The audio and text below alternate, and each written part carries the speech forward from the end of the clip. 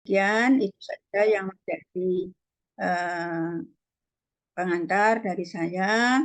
Semoga nanti talkshow ini bisa berjalan dengan lancar dan juga kerjasama antara Planas dengan P3B dan juga dengan Undip bisa berlangsung lebih lagi berkelanjutan nanti pada masa-masa yang akan datang. Demikian pengantar dari saya. Terima kasih kepada peserta dari talkshow ini yang sudah bersedia hadir, dan kami mohon maaf apabila nanti di dalam penyelenggaraan ini banyak kekurangannya.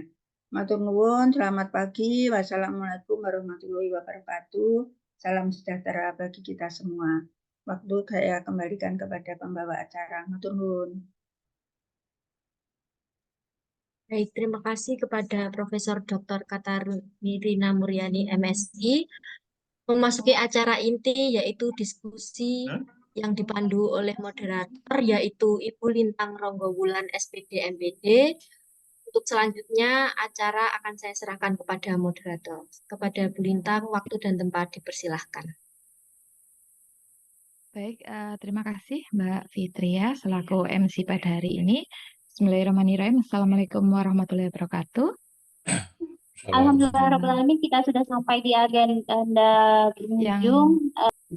Mohon maaf, panitia, terima kasih nggih. Baik, yang terhormat kepada Profesor Dr. Katerna Muryani MSI selaku Kepala Pusat Penelitian dan Penanggulangan Bencana, kemudian Bapak Haji Haibul Umam Eko Sakti, SAG MSI selaku Sekjen Planas, dan Profesor Dr. Rahmat Genowo MSI selaku narasumber, dan Bapak Dr. Sorja Kusuma MSI selaku narasumber, serta Bapak Ibu peserta yang kami banggakan. Baik Bapak Ibu sekalian, pada hari ini, hari Senin 1 April 2024, Pusat Penelitian dan Penanggulangan Bencana di sini melaksanakan talkshow yang pertama dengan tema menakar ikhtiar pengurangan risiko bencana di kawasan banjir Pantura Timur yang berkelanjutan. Dalam kegiatan kali ini akan saya moderatori. Perkenalkan, saya Lintang Ronggowulan, penggiat Pusat Penelitian dan Penanggulangan Bencana LPPM Universitas 11 Maret. Baik Bapak Ibu, sebelum kita mulai kegiatan pada hari ini, perkenankan saya selaku moderator untuk membacakan CV dari Bapak Ibu narasumber. Kepada panitia, monggo. Baik. Bapak Ibu, berikut adalah narasumber yang pertama, yaitu Bapak Profesor Dr. Ahmad Gernowo MSI. Beliau dari Program Studi S3 Sistem Informasi Universitas Diponegoro dengan keahlian adalah Geofisika, Sains Atmosfer, dan Dinamika Atmosfer. Untuk publikasi Bapak Profesor Dr. Gernowo ini cukup banyak sekali, untuk citasinya juga sangat tinggi saat kita melihat di Google Scholar dengan H-index yang cukup tinggi. Selanjutnya untuk narasumber yang kedua,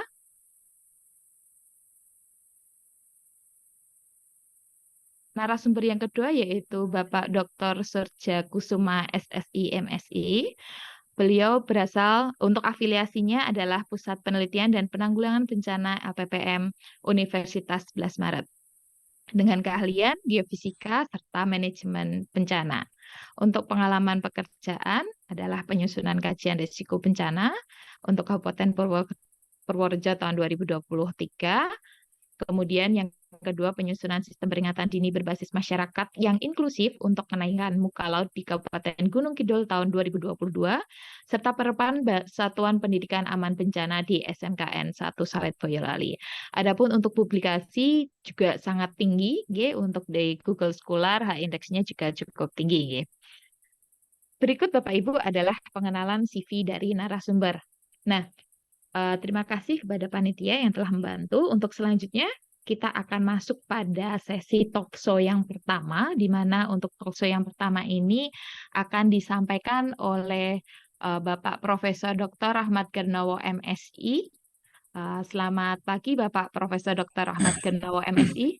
Selamat pagi Mbak Linta. Terima kasih. Baik Bapak Ibu, ini yang telah kita nantikan kepada Bapak Gernowo. Profesor Gernowo, waktu dan tempat kami persilahkan. Baik, terima kasih Mbak Lintang.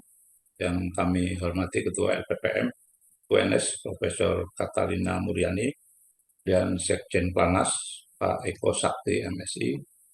Kemudian kolega kami Dr. Surya Kusuma dan semua peserta Zoom, terima kasih atas atensinya. Mohon untuk diizinkan share ya.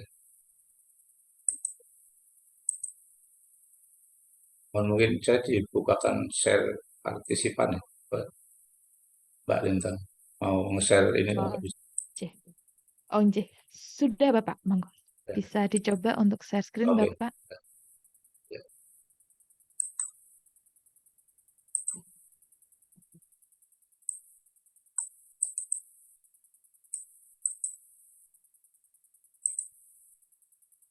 Oh, udah kelihatan Mbak? Sampun, Wis Bapak. sampun. Bismillahirrahmanirrahim.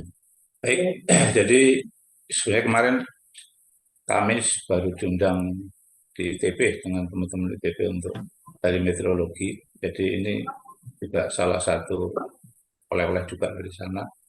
Nah, kebetulan waktu di ITB memang kami membawakan tentang solar radiation model yang kami kerjakan dengan Pak Surya ya. Jadi penelitian dengan luar negeri. Dan di sini saya akan mencoba tentang di webinar menakar ikhtiar pengurangan risiko bencana di kawasan banjir Pantura Timur yang berkelanjutan. Jadi saya akan mencoba menganalisis dinamika atmosfer karena kebetulan rekod penelitian saya juga di dinamika atmosfer dan solusi hujan buatan sebetulnya ini adalah sesuai dengan disertasi kami waktu S3 dan kami kemarin memang sudah menghubungi teman-teman di dulu UPT hujan buatan ya untuk sedikit menjelaskan dari sisi dinamika atmosfer teknologi hujan buatan begitu. Dan kalau kita melihat dari foto udara ini saya ambil dari Antara, foto Antara dan Kompas ya. Jadi Demak Kudus baru kemarin ini ya, terendam banjir terutama di Kecamatan Karanganyar, Kabupaten Demak pada periode Senin 18 Maret 2024. Memang sudah banyak ulasan ya tentang apa sebetulnya yang memicu kenapa terjadi curah hujan ekstrim. Yang tentunya efek dari curah hujan ekstrim adalah bencana, terutama banjir dan longsor. Memang di daerah bawah Semarang, selain dari curah hujan ekstrim juga kenaikan rop cukup signifikan kalau Semarang. Nah, kebetulan kami dulu penelitian kami adalah disertasinya adalah banjir di Jakarta. Waktu itu kami dari semua segi kami coba untuk kami ulas. Ya.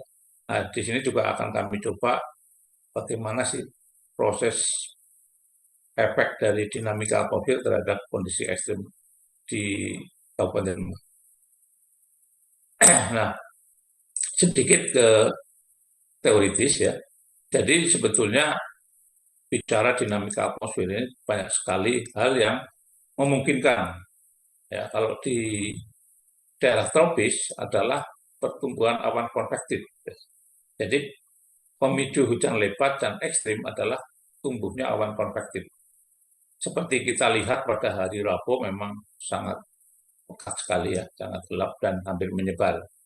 Nah, pada saat kita menganalisis, kita harus melihat dari sisi global, regional, dan lokal. Kalau kita penelitian di meteorologi, itu harus mencakup semua. Dari posisi mana yang memungkinkan peran dominan yang menyebabkan pertumbuhan awan konvektif cukup tinggi. Nah, satu yang paling ini adalah monsun. Dua, memang kita pada daerah ITCZ atau International Convection Zone, kemudian siklon tropis, apakah ada pertumbuhan, kemudian ENSO atau El Nino Oscillation, bagaimana perkembangannya, kemudian indeks osilasi dipol, ini biasanya di Lautan Hindia, dan yang tidak kalah penting adalah MJO dan gelombang tropis lainnya. Jadi kita perlu melihat dari semua sisi yang menyebabkan pertumbuhan awan konvektif di saat itu adalah apa yang dominan. Nah, kemudian konsep dasar sebetulnya kita bisa membawa hal ini menjadi sebuah kesamaan matematik istilahnya. Jadi rainfall atau ini bisa heavy atau ekstrim, hujan lebat atau hujan ekstrim. Ini tentunya sebagai fungsi dari gelombang atmosfer, MJO, low frekuensi. Di sini saya nggak membahas tentang gravitasi wave atau gelombang gravitasi ya. Saya lebih cenderung ke sini. Dan atmosfer wave ini salah satunya adalah equator Rossby atau gelombang Rossby, gelombang Kelvin, kemudian campuran atau mix Rossby and gravitasi, kemudian ada CCXWS, ini juga sama, equator Kelvin, gabungan dari, dan banyak sekali gelombang-gelombang yang menyebabkan di tropis adalah merupakan pemicu pertumbuhan awan konvektif. Ini masuk dalam mikrometeorologi atau mikro untuk membahas. Kemudian untuk low frekuensi, ini ada IOD tadi, dan ENSO atau El Niño La Nina, monsun dan lain-lain. Nah, yang kita hadapi pada waktu lalu adanya serangan fajar dalam tanda petik ya. Jadi tiba-tiba ada kumpulan awan yang besar penghasil hujan yang dikenal dengan nama MCCS atau Mesoscale Convective System. Jadi sistem dari konvektif yang mesoscale ya, biasanya sejenis kayak kol atau itu kayak awan sipi yang cukup banyak. Ya. Kemudian yang masuk ke kontinen maritim yang tidak hanya di Lautan India, jadi namun juga berasal dari benua Asia. Tentunya tadi saya katakan bahwa memang kita harus melihat dari segi regional pengaruhnya apa, kemudian lokal dan regional. Kemudian mengapa terjadi serangan fajar? Kalau kita bicara mekanisme sirkulasi belum ini, jadi kita lihat bahwa pertumbuhan awan konvektif di daerah ekuator ini sangat dipengaruhi oleh beberapa sirkulasi. Ya. Ini ada Hadley cell, kemudian ada Berry cell, kemudian ada jet stream, kemudian ada Volcker sirkulasi, di sini ada mid latitude westerlies. Nah, semua ini kalau memang tumbuh bersama-sama, tentunya akan menyebabkan menjadi pertumbuhan awan konvektif yang cukup ekstrim. Ya. Tentunya efek dari awan konvektif, saya kira salah satunya adalah hujan lebat dan hujan ekstrim. Mungkin nanti bisa menjadi pada daerah tertentu akan menjadi puting beliung, akan menjadi efek petir yang cukup ekstrim dan lain-lain. Karena memang secara meteorologi keunikan atau kelebihan dari atau ini adalah di daerah tropis adalah yang paling ini adalah awan cumulonimbus itu yang menjadi pemicu. Nah, kemudian kalau kita bicara dinamika atmosfer dan laut ini memang kita tidak bisa pisahkan. Ya. Jadi karena kita adalah berupa di ini ada ENSO di daerah Atlantik ya biasanya akan melibatkan itu El Niño atau La Nina yang secara tidak langsung akan berpengaruh terhadap kondisi dinamika atmosfer di Indonesia. Kemudian ada IOD, kemudian ada tekanan rendah dan ini sangat penting bagi dinamika atmosfer. Tentunya di saat-saat sekarang, misalkan contoh adalah pertumbuhan siklon yang perioditas cukup tinggi. Nah, biasanya itu adalah efek climate change atau perubahan iklim. Nah, tapi sebagai peneliti itu tidak berhenti di situ. Ya, tentunya kalau kita bicara perubahan iklim kan ada mitigasi dan adaptasi. Kita sudah tahu kalau dari mitigasi bahwa sekarang kita sudah terimbas atau masuk dalam perubahan iklim. Apa yang akan kita lakukan? Ya, karena kita nggak mungkin melawan alam. Ya. Perubahan iklim terjadi, ya adalah adaptasi itu yang penting. Dan mitigasi tentunya harus dilakukan terus-menerus. Nah, kemudian kita lihat dari regional bencana ENSO. Sedikit teoritis ya, bahwa sebelum ini adalah ada El Nino dan La Nina. Kalau El Nino, kita memang efeknya adalah kering, karena ada pertumbuhan temperatur muka laut di lautan Pasifik sekitar 20 derajat. Pada saat El Nino, pertumbuhan awan ada di daerah Pasifik. Nah, efek dari beberapa penelitian bahwa di kita adalah kekeringan. Dan kalau netral, tentunya kita karena daerah monsunal, kemudian ada MJO dan sebagainya, pada bulan-bulan Oktober, November, Desember, Januari kita masuk pada bulan-bulan musim penghujan tentunya. Dan ini adalah pola normal. Kemudian pada saat La Nina,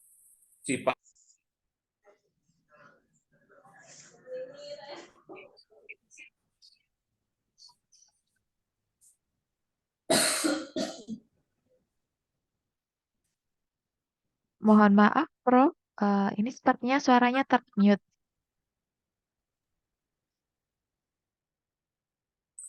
ya sudah Pak. Sampun, Prof. Baik, saya lanjutkan bahwa analisis anomali suhu muka laut di sini kita masuk pada, kalau kita analisis di data Nino, kita masuk pada daerah 3.4 untuk Indonesia. Ini dalam kondisi netral untuk indeksnya. Indeks dipole mode kita memang moderat. Ya. Jadi dari anomali SST di Samudra Hindia menunjukkan kondisi Indian Ocean dipole kita pada posisi netral.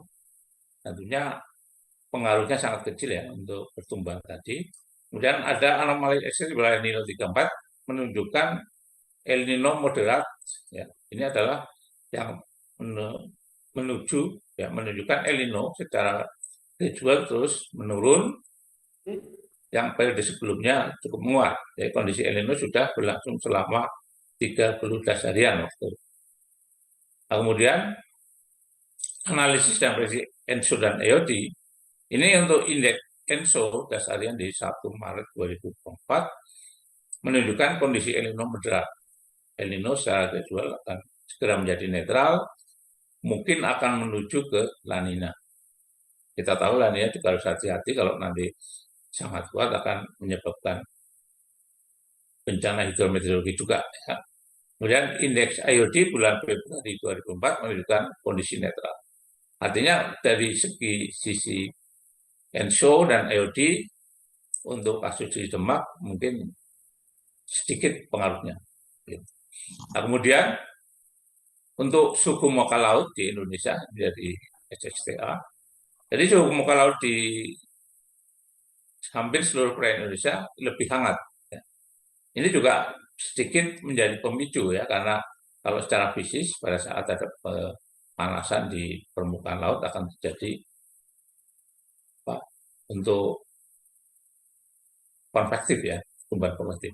Jadi suhu muka laut di pesisir barat Sumatera bagian utara, kemudian sekitar Gorontalo dan Sulawesi Utara, dan pesisir utara Maluku Utara umumnya sama dengan normal.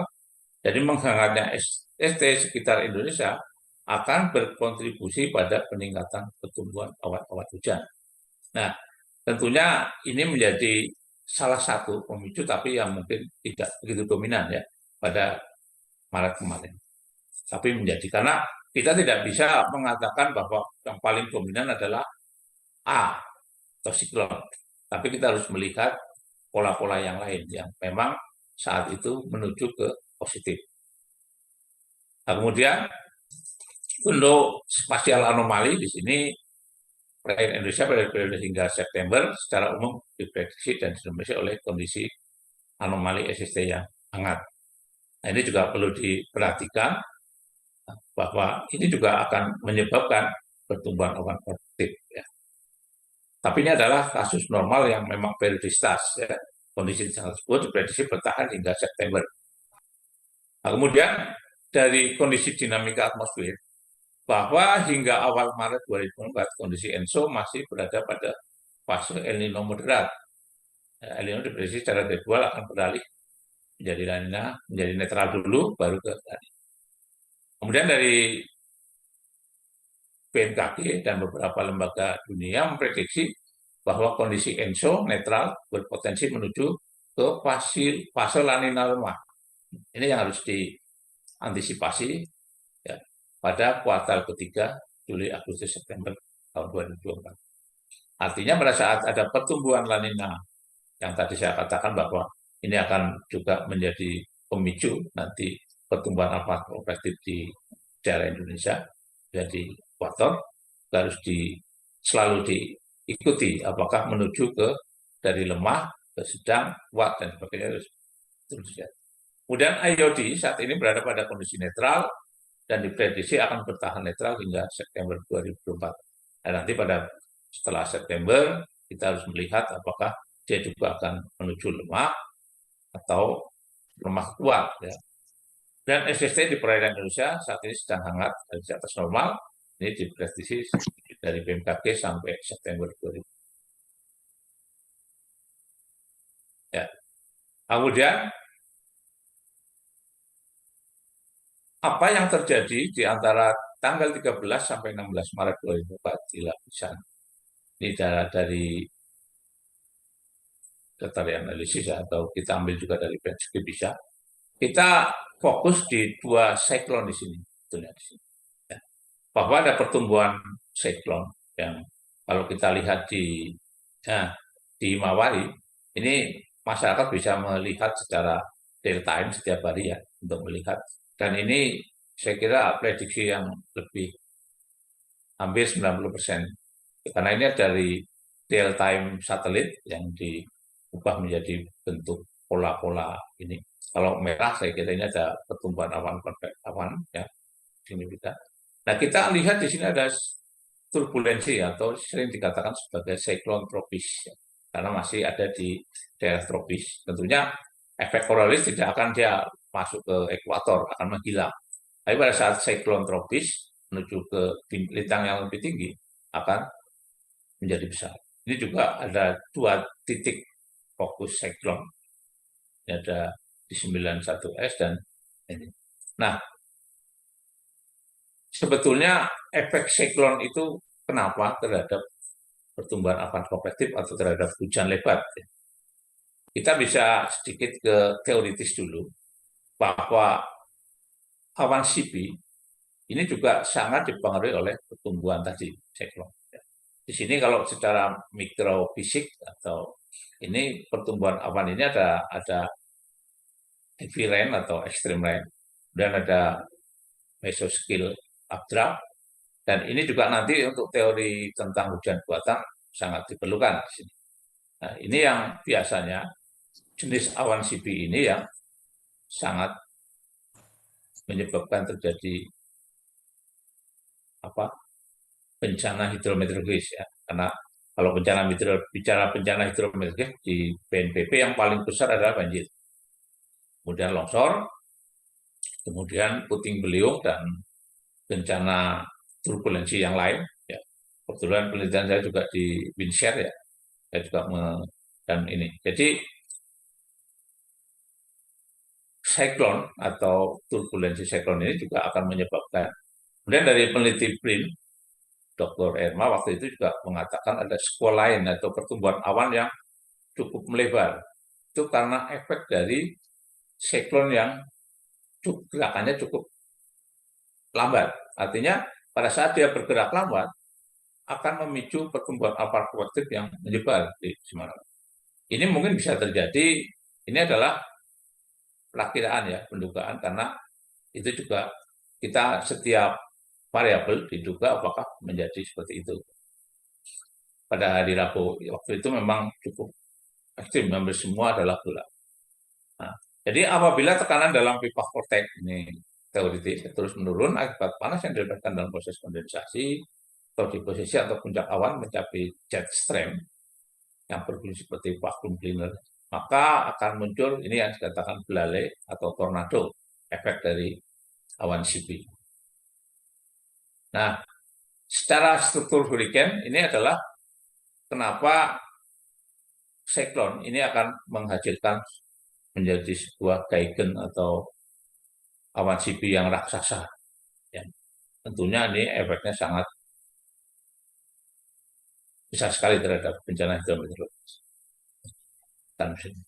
Kemudian untuk kondisi 2024 bisa kita lihat dari ini bahwa memang masih terbentuk pusaran ya, di BMI, tetapi kalau kita perhatikan memang waktu itu pertumbuhan awan panas itu belum begitu besar di awal-awal.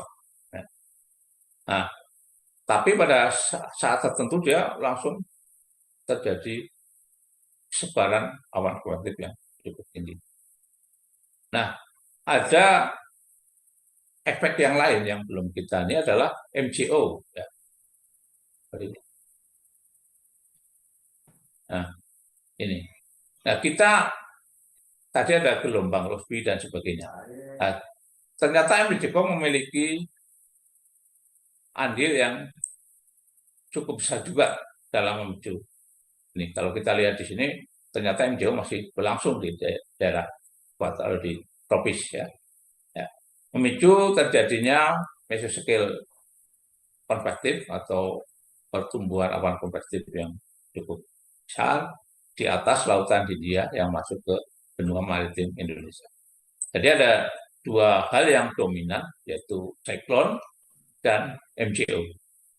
Nah, ini yang dimungkinkan bahwa pola ini adalah cenderung menyebabkan pertumbuhan awan konvektif yang cukup tinggi yang menyebabkan curah hujan ekstrim. Nah, kemudian kenapa yang diserang Pantura, khususnya Semarang Demak? Nah, karena ini masih peran MJO masih ada di sana, di Pulau Jawa secara umum ini masih. Nah, dugaan peran MJO masih ada, ini tegasnya adalah tadi. Jadi dari siklon, dua mata siklon tadi yang bergerak sangat lambat, kemudian ditambah dengan MJO yang ternyata masih ada, sehingga terjadi pertumbuhan awan konvektif yang cukup ekstrim pada tanggal-tanggal tersebut. Nah, kemudian hal itu yang menjadi satu hal yang nantinya adalah menjadi perhatian kita semua yang ada di daerah tropis. Ya, memang kita tidak bisa terlepas dari ini. Tapi biasanya pihak terkait dalam ini BMKG yang untuk ini akan memberikan satu warning system ya di awal-awal. Hati-hati kita ada siklon, kita masuk ke MJO atau gelombang-gelombang Rossby yang lain yang mungkin aktif yang akan menimbulkan atau menyebabkan pertumbuhan awan dan juga dari La Nina, El Nino dan sebagainya. Nah, kita kalau di berita memang menuju La Nina lemah dan yang saya nggak tahu apakah akan menuju ke kuat, itu yang harus hati-hati. Nah, kemudian ini adalah saya ambil dari BBC News ya.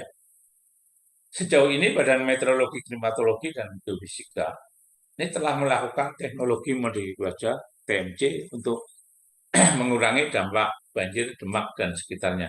Ini saya sesuaikan dengan tema dari webinar ini. Ya, memang kalau dulu adalah di BPPT ini masuk dalam UPTHP, di BRIN saya nggak tahu ini sekarang adalah masuk ke BMKG untuk TMC model cuaca. Tentunya masih kerjasama dengan teman-teman BRIN karena pengembangan awalnya adalah di BPT. Dan kebetulan waktu disertasi saya penelitian di BPT juga untuk saya waktu itu membuat model atau menghitung model teknologi yang masih baru di BMKG tentang ground based generator. Jadi model seeding yang tidak aktif ya dengan mendirikan sebuah menara. Nah, saya melihat dari teknologi definisi dulu.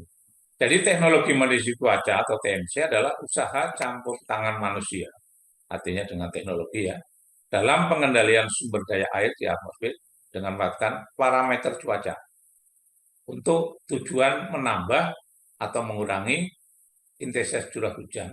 Karena ini menambah biasanya untuk keperluan di waduk, menambah air, kalau mengurangi biasanya untuk mengurangi bencana banjir. Gitu. Tertentu guna meminimalkan risiko bencana alam yang disebabkan oleh faktor iklim dan cuaca. Jadi sebenarnya definisi ini. Dan di Indonesia sudah ada regulasi untuk hal itu. Nah, teoritis tentang pembentukan hujan ya, pembentukan fase pembentukan hujan.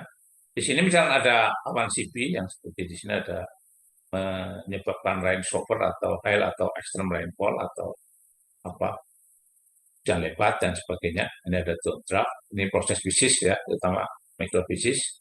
Nah, kalau kita lihat di sini ada cloud kondensasi nukleus atau inti kondensasi awan, kemudian ada cloud droplet kondensasi around CNN atau sekitar ini, dan ini akan menjadi raindrops atau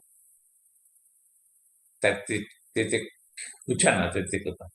Nah, ini kalau kita lihat dari kondensasi nukleus, cloud droplet, dan raindrop. Nah, pada saat mengisi waduk, ini biasanya dilakukan pada musim pancaroba yang awan-awan ini, inti kondensasinya masih di bawah 10 mikrogram. Ya.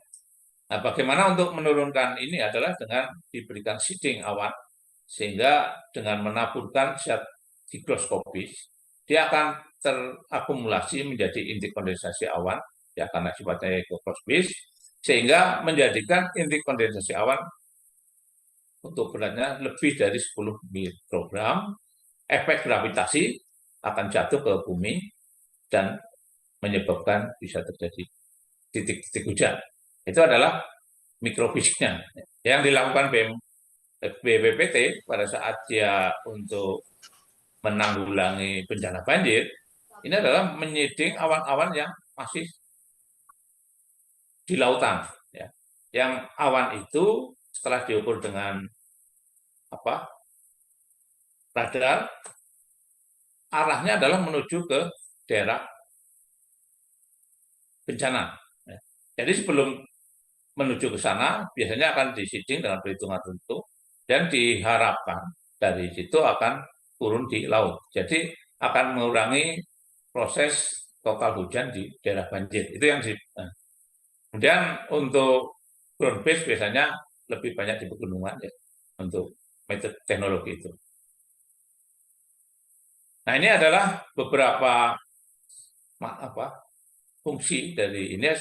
Salah satu tadi menambah hujan adalah mengisi waduk untuk persediaan air irigasi pada musim kemarau, dan mengisi waduk untuk menggerakkan turbin PLTA.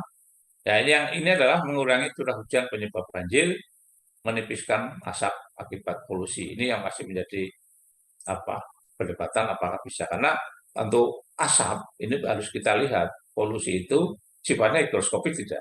Kalau higroskopik artinya pada saat ada curah hujan dia akan menjadi satu turun ke bawah. Tapi kalau jenis asapnya yang tidak higroskopis tentunya akan sia-sia. Itu yang harus kita. Ini saya tidak membahas di sini, tapi saya membahas di curah hujan penyebab banjir. Nah, ini adalah proses TMC di atmosfer. Ya.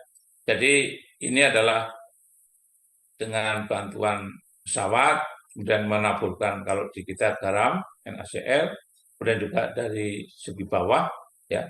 Jadi ini ada dengan ini, kemudian ada juga yang di pegunungan dengan ground base generator.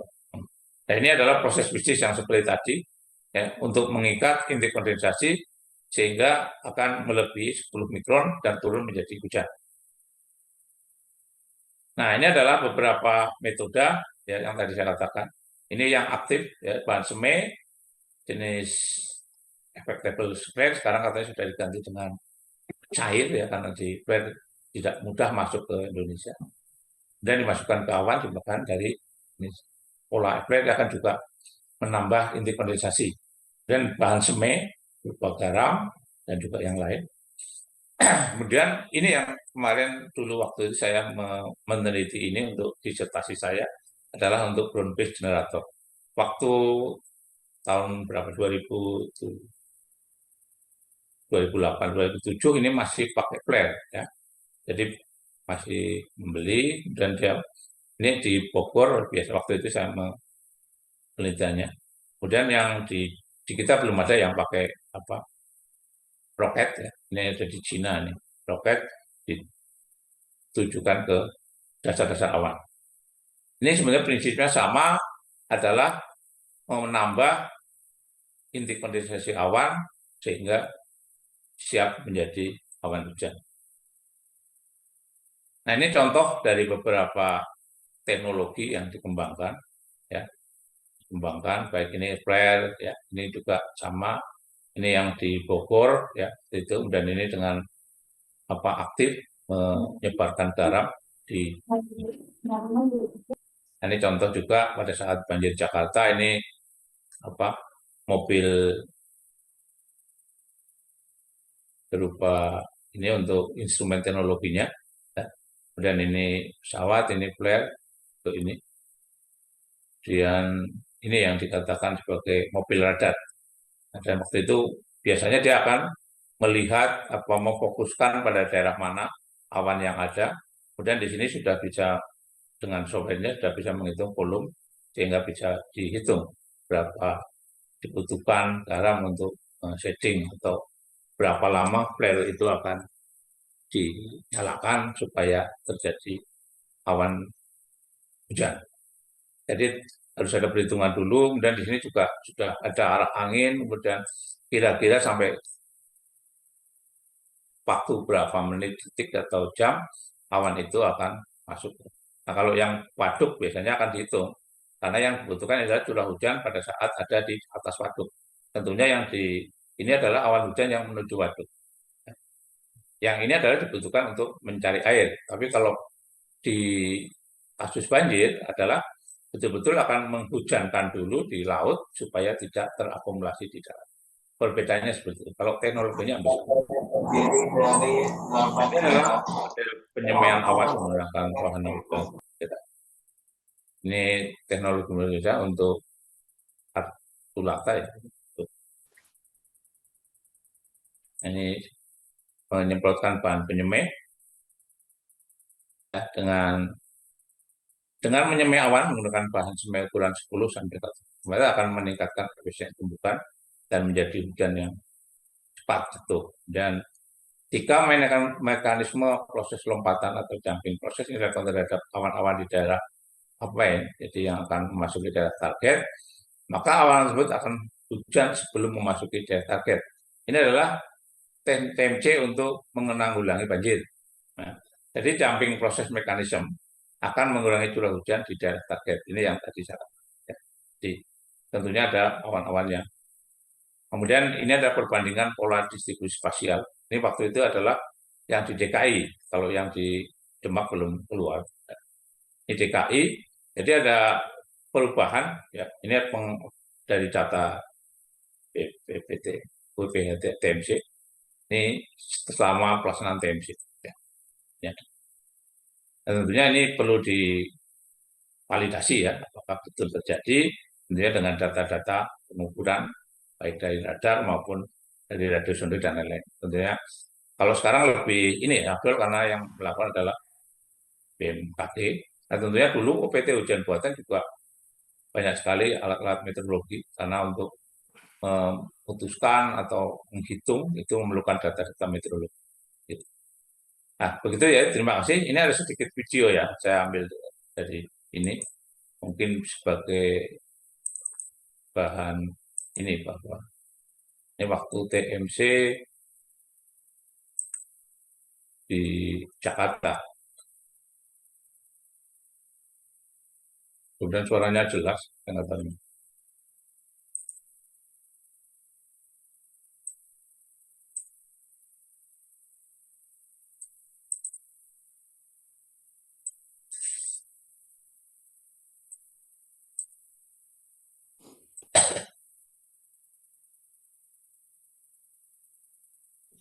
Oke. Terima kasih, Pak Gerno. Apakah ini jadi share video, Pak Prof? Sudah, ini ya, harus benar. Oke, baik, Prof. Sudah? Belum? Sampun, Prof. Oh, ini Sorry. tadi sudah keluar, Prof. Ini adalah beberapa komponen, ya.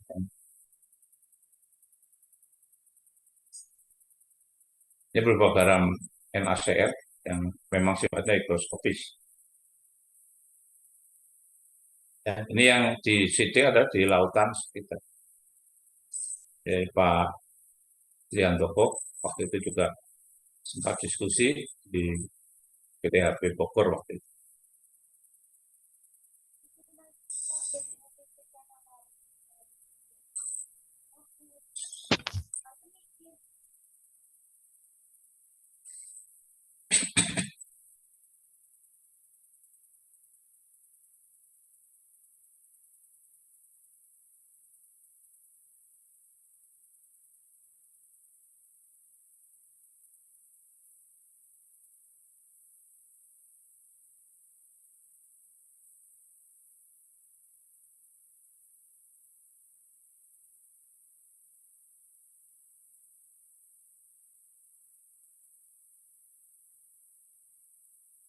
Ya tentunya yang ada di atas Demak tidak akan di Semai karena itu jelas awan potensial hujan. Tidak di Semai pun akan hujan. Yang di Semai ada di luar. Artinya untuk mengurangi intensitas ya, terjadi di daerah terdampak banjir atau daerah target.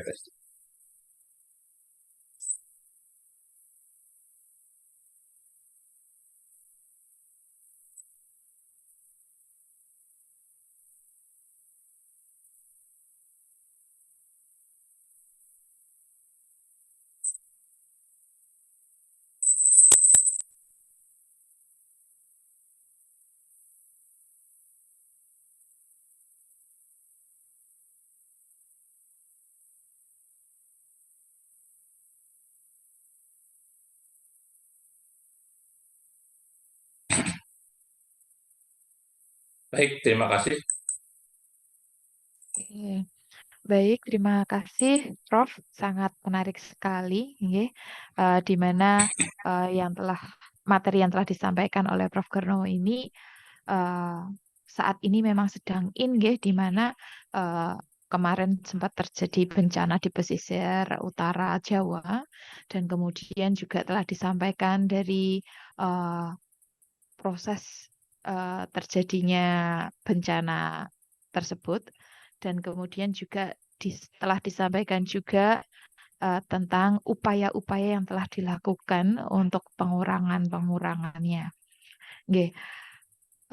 Untuk selanjutnya Bapak Ibu akan kita lanjut untuk talkshow yang sesi kedua. Di sini memang sudah ada beberapa pertanyaan, namun kita tampung terlebih dahulu dan akan kita lanjutkan uh, sesi talkshow yang kedua.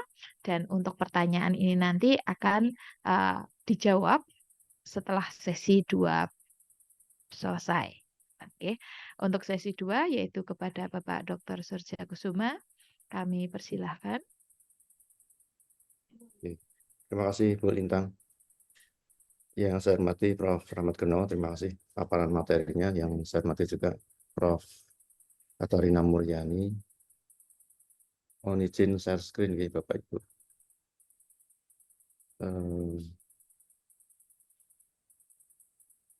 Baik, terima kasih atas kesempatan yang diberikan. Assalamualaikum warahmatullahi wabarakatuh. Perkenalkan Ibu Bapak, saya Surya Kusuma dari Pusat Penelitian dan Penanggulangan Bencana BPM Universitas 11 Maret. Pada kesempatan yang baik ini di bulan puasa, di bulan penuh barokah, kami akan share beberapa pikiran atau pandangan gitu ya terkait dengan bencana banjir di sisi timur Pantura, Pulau Jawa. Gitu. Tema yang saya ambil adalah pengurangan risiko bencana banjir di Selat Muria. Jadi Selat Murianya saya berikan tanda petik karena memang tidak ya ini penamaan saja untuk menyebutkan bahwa lokasinya ada di sekitar Demak, kemudian Gerobokan, Kudus, dan Pati. Begitu kira-kira. Next. Nah, ini outline yang akan kami sampaikan nanti ada 4 poin. Yang pertama pengkajian risiko bencana atau kajian risiko bencana, kemudian KRB tematis, kemudian penurunan muka tanah, atau kenaikan muka laut dan perubahan alih fungsi lahan. Dan karena kebetulan saya juga dari akademisi, tadi ada komen di chat, jadi mungkin isinya mungkin tidak secara praktis bisa diaplikasikan ya. Tetapi setidaknya nanti pandangan-pandangan kami, apa yang kami sampaikan ini bisa kita kerjakan bareng-bareng semua pihak, tidak hanya dari akademisi saja, tetapi tetap memerlukan dari pemerintah, dari masyarakat, dari dunia usaha, dan lain sebagainya, komponen pentahelik, itu kira-kira.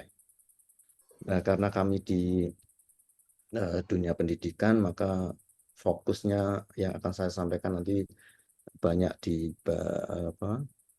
bagian pra-bencana ini, terutama di bagian manajemen risiko atau di pencegahan dan mitigasi. Itu kira-kira nih Bapak Ibu.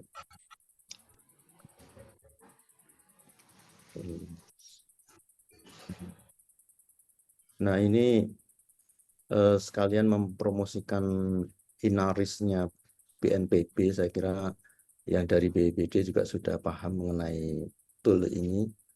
Jadi ada 2 poin. Yang pertama inaris web sama inaris personal. Jadi kan dua-duanya bisa digunakan untuk mengetahui risiko di mana lokasi Bapak Ibu berada. Kemudian dan ini sudah diupdate, ada beberapa fitur yang bisa untuk mendukung penanggulangan bencana. Yang inaris web itu ditujukan untuk kita, perencana, akademisi, kemudian peneliti, praktisi masyarakat, yang nanti hasilnya adalah berupa kajian risiko. Jadi sudah melingkupi keseluruhan daerah di Indonesia, tetapi memang datanya memang tidak banyak mungkin ya, kan, terutama di daerah-daerah yang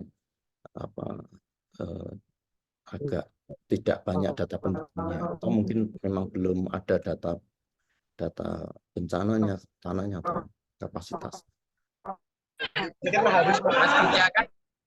Kemudian yang inaris personal itu ditujukan untuk masyarakat umum. Nanti kalau Bapak Ibu install aplikasi ini, nanti bisa mengetahui di lokasi di mana Anda berada itu rawan risiko apa.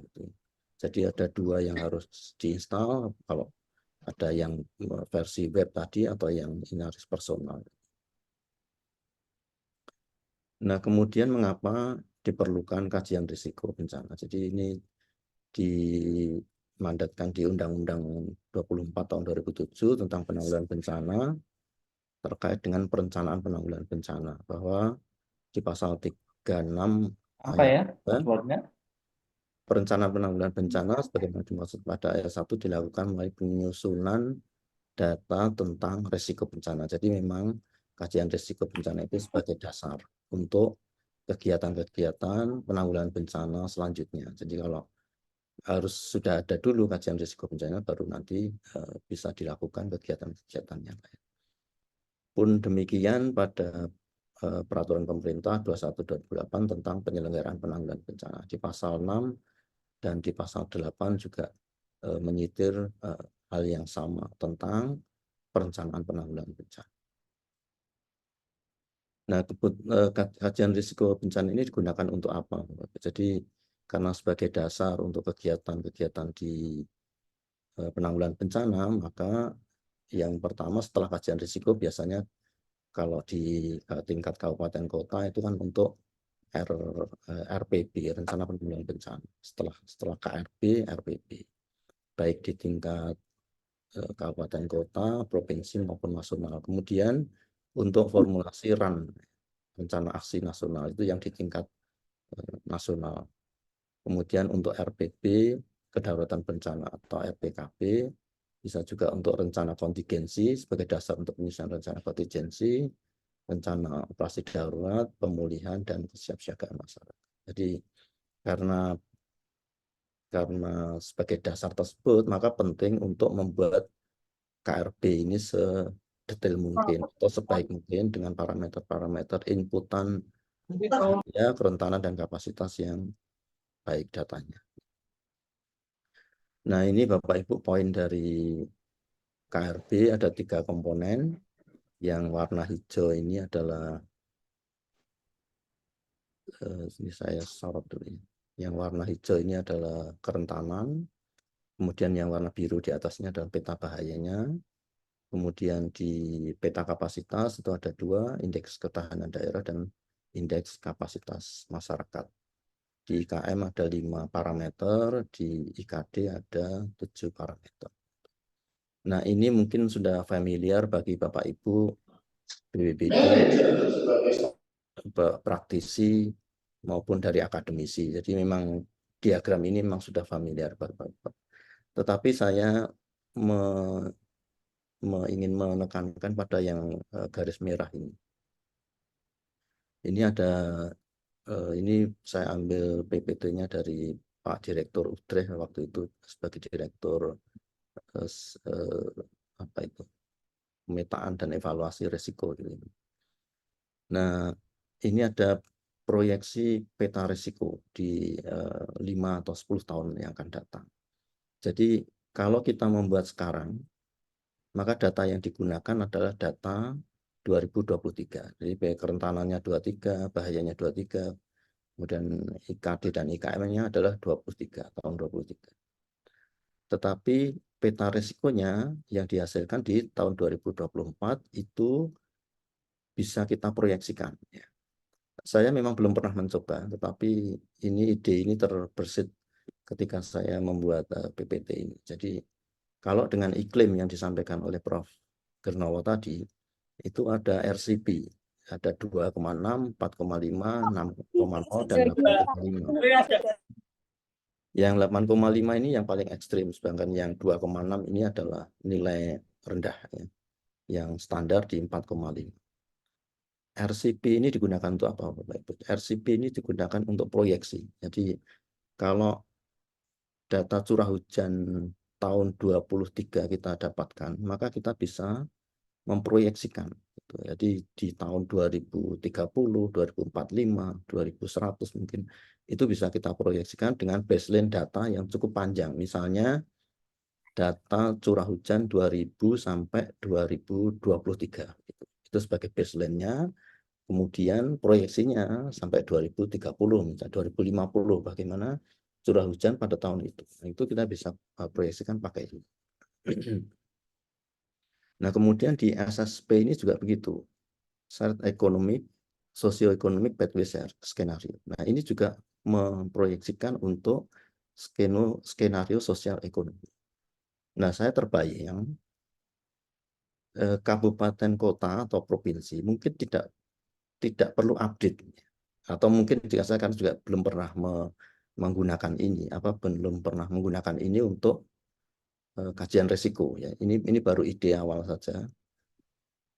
Dan mungkin nanti kalau ada dari Bapak Ibu dari universitas lain atau dari NGO atau dari BPBD gitu ya, nanti kita bisa kolaborasi bagaimana, atau mungkin dari BNPB ya, karena ini ranahnya ada di sana. Jadi bagaimana ini bisa kita proyeksikan. Jadi kita setidaknya akan bisa tahu bagaimana peta risiko di 5 atau 5 atau 10 tahun yang akan datang. Ini baru ide awal saja Bapak Ibu, jangan disitasi dulu ya. Jadi nanti untuk kelas kerentanan ini itu bisa dimasukkan dari RCP-nya, kemudian yang fisik sama lingkungan itu bisa dari SSP-nya mungkin. Nah, kemudian kalau kita sudah melakukan ini misalnya di Demak gitu ya. Nah, di Pantura Jawa itu kan banyak sekali dari mulai Rembang kalau di Jawa Tengah. Rembang, Pati, itu Pati juga sangat-sangat terdampak. Kebetulan saya juga pernah mengerjakan KRB-nya. Kemudian masuk ke barat sedikit ada Jeporo, Demak, kemudian Semarang. Semarang land subsidence-nya juga cukup tinggi. Kemudian Kendal, Pekalongan, Pemalang, Brebes. Nah, itu sampai ke barat itu kalau di Jawa Tengah mempunyai ciri geologi yang hampir sama. di sisi selatannya ada bukit. Ada bukit, ada gunung yang sebagai penyuplai air hujan. Ada hulunya ada di sana. Yang diterima, yang di Pantura. Nah, nanti kalau kita sudah bisa membuat ini satu model proyeksi resiko ini, mungkin nanti bisa diduplikasi untuk daerah Pantura yang lain. Nah, ini masih ke proses apa ya, Bu ya? Proses prototipe atau proses ide saja ya. Terus kemudian ada juga kemarin waktu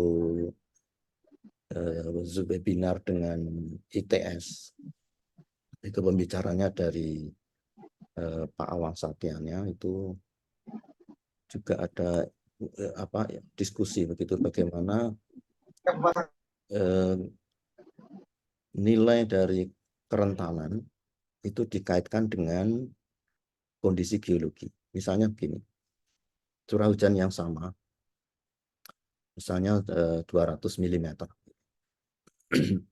jatuh di Demak dengan jatuh di misalnya kota Salatiga gitu ya, yang mempunyai kondisi tinggi, kemudian irigasinya bagus dibandingkan dengan kota lain yang kondisi irigasinya tidak bagus, geologinya tidak bisa menyerap air, airnya sudah jenuh gitu ya.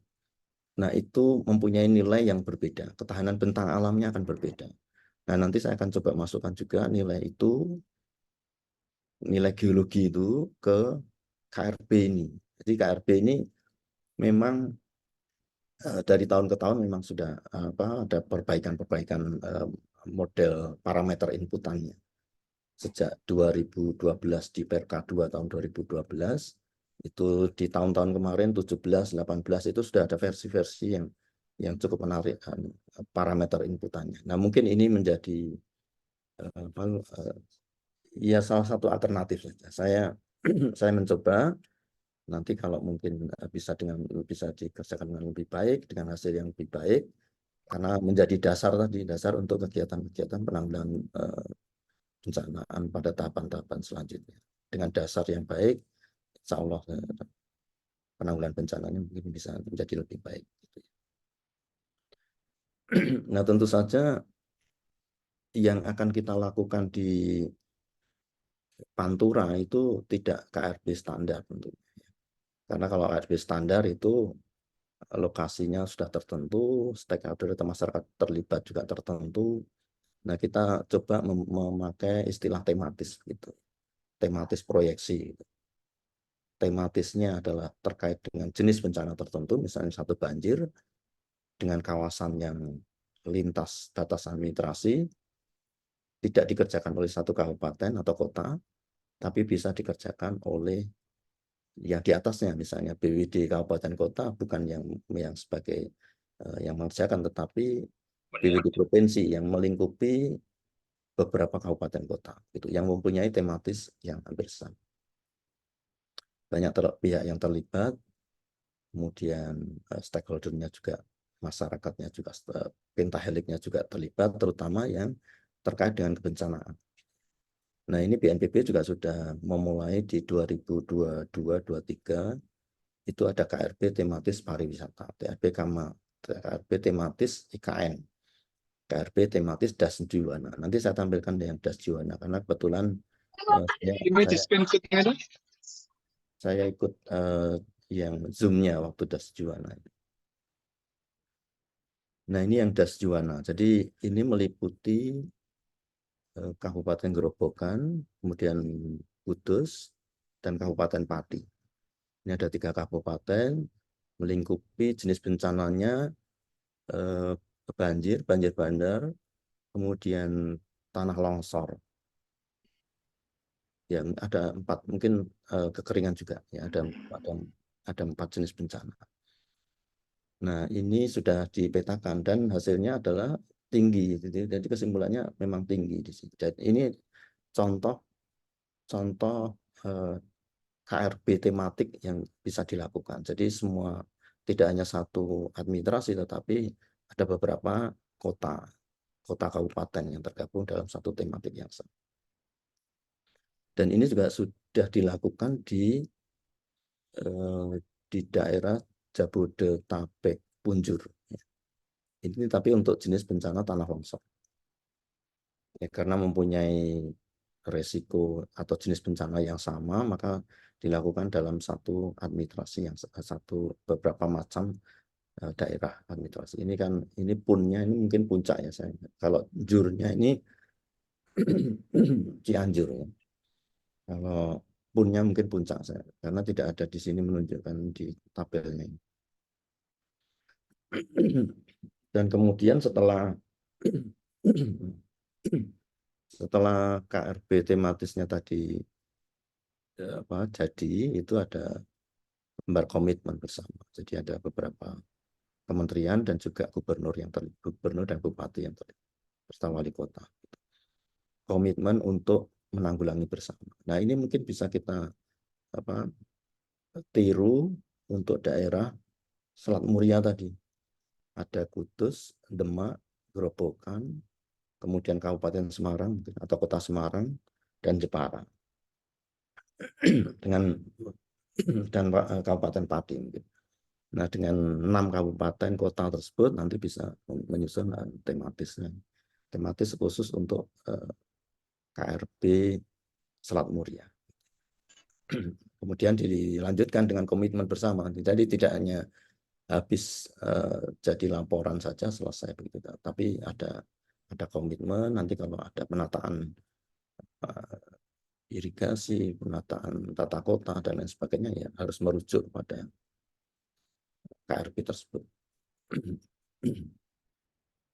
Nah, kemudian hal lain yang ingin saya sampaikan di Demak ini kan sudah mengalami penurunan muka tanah ataupun kenaikan muka laut, sea level rising. Ini saya browsing banyak sekali penelitian yang ada di sini. Ya, jadi terutama terkait kenaikan muka laut dan penurunan muka tanah. Ini yang saya ambil contoh dari Utami dan kawan-kawan 2017. Ini tahun 2017. Kan muka lautnya ini 8,2 cm per tahun. Kemudian pertambahan luas genangan dari periode 2016 sampai proyeksi di 2026. Ini luasannya. Jadi yang biru-biru ini lautnya makin masuk. Ya mungkin Kecamatan Sayung ini yang mungkin paling parah dan akan ya kalau terabrasi nanti akan mungkin jadi luasannya kan jadi sempit. Ini contoh lain dari Sasmito 2020. Ini pakai data satelit altimetri. Jadi ini altimetri ini mengukur ketinggian muka laut.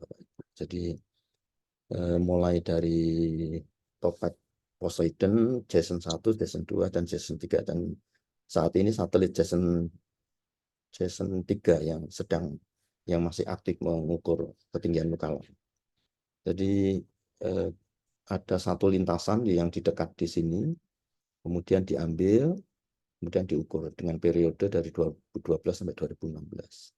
Nah, kemudian hal lain Sasmito ini mengukur dari Citra Landsat 2006, 2011 dan 2016. Jadi ada perubahan abrasi dan akresi. Yang warna kuning adalah abrasi.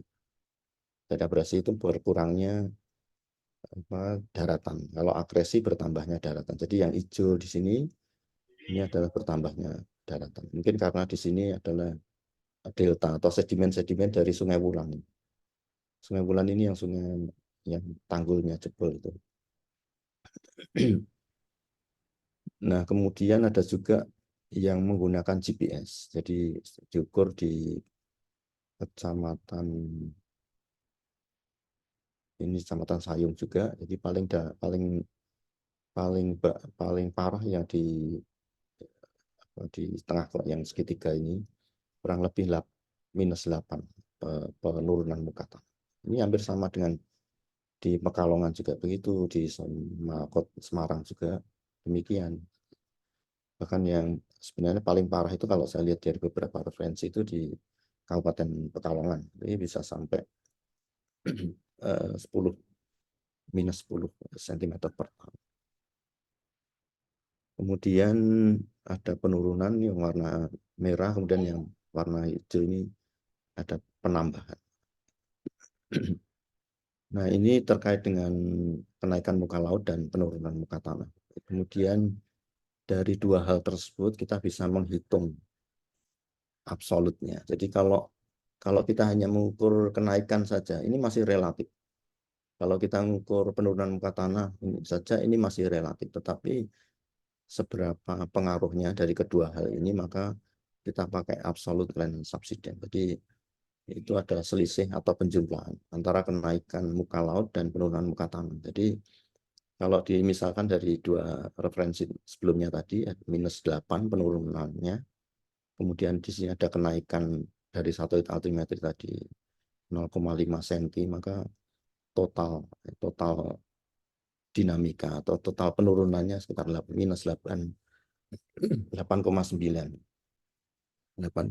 cm. Nah, ini mungkin bisa disebabkan oleh intrusi air laut, pengambilan air tanah berlebih, beban bangunan, dan tektonik. Ini beberapa hal empat hal yang menyebabkan penurunan muka tanah. Nah, kita nggak tahu di Demak ini karena apa penurunan tanahnya, atau mungkin dulu karena selat atau tanah dari sedimentasi dari selat dulu itu belum memadat, ya belum padat banget, sehingga kalau ditambahi bangunan-bangunan, jalan dan lain sebagainya itu jadi beban, sehingga tanahnya jadi turun. Atau karena pengambilan air berlebih, ya, untuk industri misalnya, untuk pabrik dan lain sebagainya, pengambilan air tanah ini akan bisa menyebabkan penurunan muka tanah atau intrusi air laut. Air laut kalau masuk ke darat, dia akan membuat tanah atau daratannya menjadi gembur, menjadi lembek. Karena lembek maka dia akan menjadi turun. Nah, ini mana 4 komponen ini yang paling dominan di Demak dan sekitarnya. Nah, kemudian hal lain yang bisa menyebabkan banjir tadi ada beberapa yang saya browsing, ada perubahan alih fungsi lahan di daerah hulunya. Hulunya itu kan ada di Kabupaten Grobogan, ada di mungkin sebagian Boyolali, sebagian Solotigo, dan juga ada yang di Kudus dan Pati, gitu mungkin hulunya.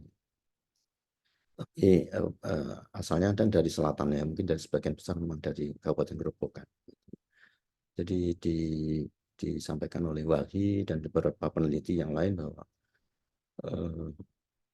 ada perubahan jenis tanaman begitu, ya, karena Grobogan itu cocoknya daerah kering ditanami jagung begitu, sehingga karena bukan tanaman yang bisa menyerap air banyak, maka ketika ada curah hujan yang intensitas tinggi seperti yang disampaikan Prof. Gunawan tadi, tidak bisa menyerap air banyak, sehingga airnya ya ke hilir semua gitu, ya. Jadi dengan hal itu maka banjir Demak 2004 ini sebenarnya pembelajaran bagi kita. Ini merupakan yang terparah di antara daerah-daerah Pantura yang lain. Kalau di Pekalongan memang setiap hari, ya, tetapi tidak sampai warga tidak sampai mengungsi gitu. Karena memang, dan sudah juga ada beberapa yang daerah tanggul, ya, tanggul laut itu. Atau apakah mungkin di Demak dan sekitarnya ini perlu tanggul laut? Nah, nanti kita bahas bersama nanti. Mungkin itu beberapa hal yang ingin saya sampaikan, Bapak Ibu. Jadi perlu adanya kajian risiko, terutama yang tematis dan bisa proyeksi tadi. Kemudian pengambilan penurunan tanah di muka di Kabupaten Demak perlu dilakukan penelitian ulang. Apakah dari 4 komponen itu mana yang lebih dominan, sehingga bisa menjadi dasar untuk penentuan kebijakan selanjutnya. Kemudian alih fungsi lahan di daerah hulu harus dilakukan semua pihak. Ekosektoral masing-masing pihak harus dikesampingkan untuk pengelolaan das yang lebih baik.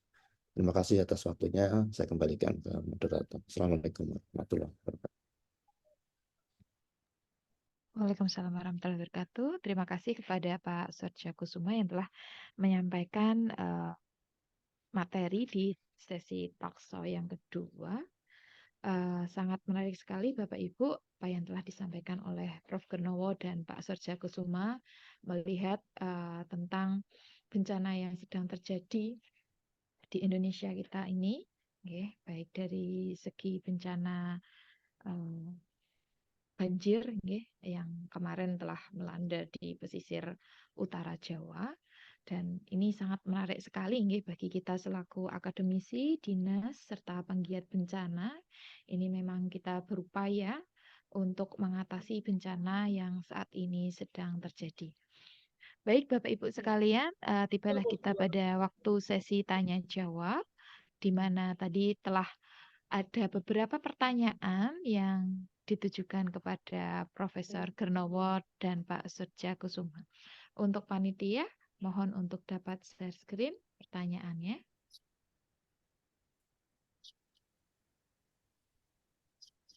Baik, untuk pertanyaan yang di awal tadi ada Bapak Bob Sulaiman, asal dari Kabupaten Tangerang. Untuk pertanyaannya ditujukan kepada Profesor Dr. Rahmat Gernowo MSI. Untuk pertanyaannya adalah siapa yang menjadi leading sektor dalam pengaturan cuaca untuk menghindari bencana? Oke, Baik, langsung ya, langsung Injih. dijawab ya. Baik, Ya. siap Injih Bapak. Jadi Injih Prof. terima kasih Pak Bob ya. Jadi sebetulnya kalau menurut perundangan leading sector untuk cuaca adalah BMKG. Tapi dari akademis biasanya akan membantu lewat penelitian, kemudian dari beberapa sektor-sektor yang lain juga sama. Tapi pada saat penyampaian hasil prediksi dan mungkin early warning system itu adalah BMKG yang punya kewajiban dan punya regulasi untuk hal tersebut. Nah, kemudian sebetulnya masyarakat sudah bisa ya. Sekarang kalau kita lihat Himawari itu yang real time hampir setiap hari. Dan di situ hampir 90% adalah early warning system yang cukup ini. Karena pada saat terjadi siklon itu Himawari sudah memberitahu awal-awal. Cuma memang dinamika atmosfer sangat variabelnya sangat cepat dan ini. Jadi artinya pada saat di Himawari sudah menunjukkan satu tanda-tanda yang akan membangkitkan awan CB, tentunya ya kita memang tidak bisa mau di daerah mana dalam per detik istilahnya. Gitu. Tadi ada beberapa pertanyaan yang kenapa dilakukan seeding setelah. Ya. Nah, itu adalah karena pada saat kejadian memang pertumbuhan awan kolektif masih tinggi di situ. Jadi khawatirkan akan terjadi banjir susulan, curah hujan ekstrim susulan. Itu. Nah, itu yang biasanya menjadi ini dan Himawari itu bisa diakses oleh semua masyarakat baik yang memang memerlukan untuk early warning system biasanya itu dan sosialisasi itu sebenarnya pihak terkait dan mungkin kalau di kampus-kampus adalah lewat webinar dan perkuliahan dan kita kenalkan itu sebelum ada Himawari kita memang agak sulit. Jadi setelah ini dan itu cukup istilahnya real time itu cukup ini untuk menginformasikan. Nah pada saat kita bicara perubahan iklim itu ada adaptasi perubahan iklim. Nah, itu adalah semua ya adaptasi baik masyarakat perorangan, masyarakat yang kelompok maupun pemerintah itu memang harus saling bekerja sama. Nah tentunya tadi dari Pak Dokter ini yang mungkin dalam istilahnya kalau di Undip ada kebencanaan ya, ada studi kebencanaan itu yang sebetulnya harus mungkin bersama-sama ya. Saya nggak bisa menyalahkan kenapa yang ini tanggapannya tidak. Itu kita harus sama-sama baik perorangan kita harus menjaga untuk efek dari climate change yang tentunya di tropis selain banjir juga longsor dan sebagainya itu betul-betul di daerah masing-masing harus tanggap bencana. Menurut saya begitu.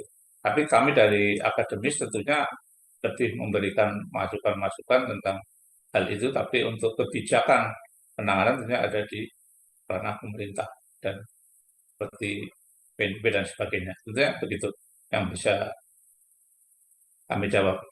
Mungkin ada tambahan dari Pak Surya, monggo. Masih mute Pak, sorry ya. Sambung. Saya enggak. Monggo Jual. Oh, Oke, nggih. gitu Mbak Lintang yang bisa kami. Nggih, baik, terima kasih Prof. Dapat saya simpulkan bahwa memang di sini kita butuh kerjasama antara masyarakat, baik akademisi, dinas, dan penggiat bencana untuk bersama-sama dalam pengurangan dampak dari bencana ini, nggih. Karena memang eh, bentuk dari sosialisasi yang kita berikan, yang telah diberikan, itu juga sudah dijalankan beberapa, nggih. Untuk pusat studi kami pun juga beberapa kali telah membahas tentang bentuk early warning yang harus eh, dipahami oleh masyarakat seperti itu. Jadi memang di sini tidak bisa berjalan sendiri-sendiri. Di sini kita memang harus saling bergandengan tangan untuk mengurangi dari dampak bencana. Mengingat di Indonesia ini memang kami sebut sebagai paket komplit bencana, nggih, karena memang semua bentuk bencana itu ada di Indonesia seperti itu. Baik, untuk selanjutnya pertanyaan yang kedua, panitia.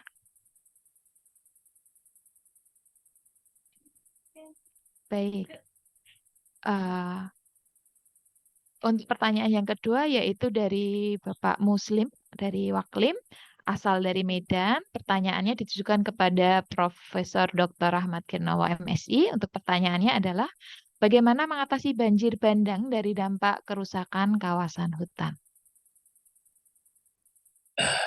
Nanti juga saya dibantu Pak Sur. Jadi begini, kalau ini adalah masuk ke adaptasi perubahan iklim ya saya kira. Jadi kita memang di daerah tropis, satu hal yang mungkin untuk waktu kapan curah hujan ekstrim, kapan curah hujan lebat akan turun dan sebagainya, lebih dikatakan pada bulan-bulan tertentu lah. Artinya apa? Artinya pada saat kita bicara tentang kerusakan kawasan hutan dan sebagainya, itu ya sama seperti tadi bahwa kita harus care ya, harus coba bareng-bareng untuk apakah ada satu hal yang mungkin bisa ini. Tentunya kalau bicara kerusakan ini memang banyak hal yang terkait ya, baik semua, dan tentunya kalau dalam skala besar itu adalah pemerintah, kalau dalam kelompok tertentu mungkin nggak mampu. Ya. Jadi kita sama-sama ya, kita nggak bisa menyalahkan satu pihak untuk kenapa terjadi ini dan sebagainya. Nah, tentunya kebetulan saya juga kadang menjadi ini AMDAL ya. Tentunya pada saat bisa ada AMDAL, pada saat ada apa untuk penggunaan kawasan atau sudah ada itu ya penelitian-penelitian tentang dampak dan sebagainya. Nah, itu yang harus kita coba untuk masing-masing mengingatkan dan masing-masing memberi solusi bagaimana mencari solusi. Dan beberapa kasus banjir bandang jelas terulang. Biasanya akan dimulai pada saat kering, kemudian tahu-tahu ada hujan lebat, dan kemudian infrastruktur tidak siap untuk mengantisipasi itu. Ya, sekarang saya kira semua informasi tentang ini sudah bisa kita ini, kira-kira kondisi apa yang nantinya ada anomali, yaitu yang sebetulnya harus segera kita perbaiki dan sebagainya. Saya kira itu, karena saya dari akademik tentunya hanya memberi solusi secara ini aja, tapi untuk mengambil kebijakan ada di pemerintah dan mungkin ada di lembaga-lembaga yang berwenang. Gitu, Pak Muslim. Mungkin ada tambahan dari Pak Surya yang mungkin di kebencanaan aja. Monggo Pak. Ya. Ini kalau saya baca pertanyaannya mungkin kebalik. Bagaimana mengatasi kerusakan kawasan hutan dari dampak banjir bandang? Mungkin begitu ya. Ya kalau teorinya memang Ya kan sebenarnya pola jenis tanaman itu juga bisa salah satu ya, ini salah satu jenis tanaman yang ditanam di atas itu misalnya akar, kalau di kebencanaan itu kan terkenal dengan vetiver itu ya, itu bisa untuk mengatasi ya banjir bandar atau longsor begitu, atau jenis tanaman yang mempunyai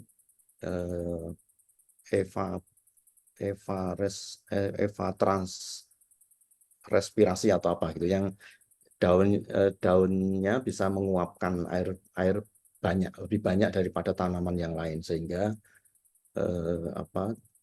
air yang tersimpan di tanah itu lebih banyak diuapkan gitu. Eva respiratori atau apa saya nggak tahu itu ya, itu jenis daunnya kecil tetapi banyak ya, jadi lebih banyak menguapkan air yang ada di dalam tanah gitu. Dan kemudian tanamannya tidak berat, kalau dia berat nanti akan potensi longsor. Nah, mungkin dari jenis tanaman itu salah satunya yang bisa digunakan atasi kerusakan kawasan. Silakan Bu Linda. Oke, baik. Terima kasih atas jawaban dari Prof. Genowo dan dari Pak Soja, ya. Karena memang untuk banjir bandang ini biasanya datangnya tiba-tiba, ya. Jadi memang di sini pun banyak beberapa pihak juga telah memberikan edukasi terhadap masyarakat, ya, untuk pentingnya pengenalan jenis-jenis tanaman yang wajib, yang harusnya ditanam di daerah-daerah yang mungkin memiliki kemiringan lereng yang cukup curam, dan kemudian juga memberikan edukasi terhadap masyarakat tentang jenis tanah yang berada di daerah sekitar, karena memang setiap jenis tanah itu memiliki karakter yang berbeda-beda apabila terkena dengan hujan dan lain sebagainya. Begitu, nggih. Dan juga memang sekali lagi di sini kita harus bergandengan tangan lagi agar kita bersama-sama menghadapi bencana yang ada di Indonesia seperti ini, nggih, dari banjir sampai dengan banjir bandang. Nggih. Nah, di sini kita harus bergandengan tangan agar untuk mencari solusi yang terbaik untuk mengurangi resiko bencana yang terjadi. Baik, untuk selanjutnya kita masuk ke dalam sesi pertanyaan yang kedua. Oke, ini ada dari Bapak Safrudin dari BPBD Jateng. Pertanyaan ditujukan kepada Dr. Surja Kusuma, SSI, MSI. Untuk pertanyaannya adalah, untuk RAD itu 5 tahun atau 3 tahun? Untuk pasal 7 PP 21 tahun 2008 RAD 3 tahun, bagaimana elaborasi rencana sektoral dengan RAD? Misalnya rencana pengelolaan sumber daya air, RPDAST, dan lain sebagainya. Lalu, bagaimana internalisasi RAD dalam rencana pembangunan daerah? Apakah RAD cukup dikawal oleh BPBD atau Bapeda? Apa masa utama pengurangan risiko banjir? Nah, ini pertanyaannya cukup banyak, Pak Surja. Monggo. Ya, terima kasih Pak Sab. Ini baiknya kita diskusi di BWD provinsi aja. Pertanyaannya panjang sekali. Tapi kalau sesuai dengan PP memang 3 tahun ya Pak. Tapi kalau biasanya lihat di dinamikanya gitu. Kalau misalnya ada 3 tahun tidak perlu diupdate, ya mungkin bisa 5 tahun begitu. Seperti yang di RPB begitu juga kadang ada yang 2 tahun juga sudah perlu diupdate lagi karena dinamika kebencanaannya berubah atau berbeda. Kalau internalisasi mungkin bisa dilakukan dengan Bapeda, Pak. Jadi sama di bidang perencanaan. Nanti kalau hanya di BPBD memang sudah bisa dengan Sekda, tetapi kalau mungkin lebih baik lagi kalau dengan Bapeda. agar bisa menggandeng semua OPD yang terlibat di dalam RAD tersebut. Oke. Terima kasih Pak Saf. Oke, baik. Terima kasih Pak Sorja. Dan kemudian mohon maaf tadi ada yang raise hand, yaitu Bapak E.T. Paripurno dari PSMB UPNPY. Monggo Bapak E.T. Paripurno apabila hendak menyampaikan pertanyaan. Iya, terima kasih Mbak. Tadi saya itu belum melihat daftar pertanyaan raise hand, tak dulu, kok wakil banget gitu. Terus tak tarik, terus jenengan Mbak. Saya pengen menyampaikan angan-angan aja bahwa urusan banjir itu kan rasanya keributan kita itu kalau pas sudah banjir. Kalau mundur ke belakang, kenapa banjir, lantas ada potensi bahayanya yang menjadi kambing hitam, misalnya hujan. Tapi sebenarnya menarik lagi kalau kita bisa membaca potensi hujan itu dengan sebenarnya ada yang salah dengan tata ruang yang disampaikan Pak Surja. Bagaimana penataan dan pengelolaan ruangnya. Dan kalau kita mundur ke belakang lagi, sebenarnya juga kita melihat apakah tanggul-tanggul kita itu sudah dalam posisi berkualitas baik untuk menerima bahaya yang berpotensi ada kaitannya perubahan iklim dan juga kecenderungan perusakan atau ketidakbaikan dalam mengelola lahan. Ya, boleh jadi tanggul-tanggul kita hanya mampu mengelola kalau potensi banjirnya itu biasa-biasa saja, nggak anomali. Nah, karena itu rasanya kok perlu kita bareng-bareng bagaimana mencegah. Kalau kita dengarkan banyak diskusi, ya, banjir itu yang kita lakukan adalah penanganan, mitigasi, gitu. Tapi kita jarang bicara tentang pencegahan. Karena begitu bicara tentang pencegahan, barangkali pelaku yang harus bertanggung jawab melakukan pencegahan itu adalah kita semua. Baik teman-teman yang dulu, lewat bagaimana menata kelola lahan pertanian, yang agak tengah bagaimana memperbaiki tanggul, mengelola tanggul. Saya takutnya tanggulnya itu nggak dicermati dengan cukup baik sehingga baru sadar kalau udah jebol sampai pada dampak-dampak lain yang harus ditangani ketika darurat, itu mengurusi bagaimana darurat itu dilakukan terhadap pemenuhan kebutuhan dasar. Yang sering lupa juga penanganan darurat yang baik itu direncanakan seiring dengan bagaimana upaya pencegahan mitigasi itu dilakukan. Jadi sering bahasa saya ke adik-adik itu, darurat itu tidak dengan cara tiba saat tiba akal. Ini enggak pertanyaan, tapi ajakan refleksi kepada kita semua, apakah kita sudah melakukan itu dengan baik. Kalau dilihat dari pertanyaan Ibu Bapak yang ada, itu sebenarnya yang kumpul di sini, itu bukan kok nggak tahu masalahnya sehingga harus mencari jawabannya. Tapi lebih pada bagaimana kita mengkoordinasikan ide-ide yang ada di kita di itu banyak ini dalam ruang berpikir dan gerak yang lebih baik. Saran Pak Surja untuk masuk ke ruang BPBD dengan mengajak semua pihak, saya pikir menarik tuh. Semoga Pak Saf kapan ini yang ada di sini di BPBD sampai atau Pak ini yang darurat sekarang Pak Konsul misalnya, atau monggo.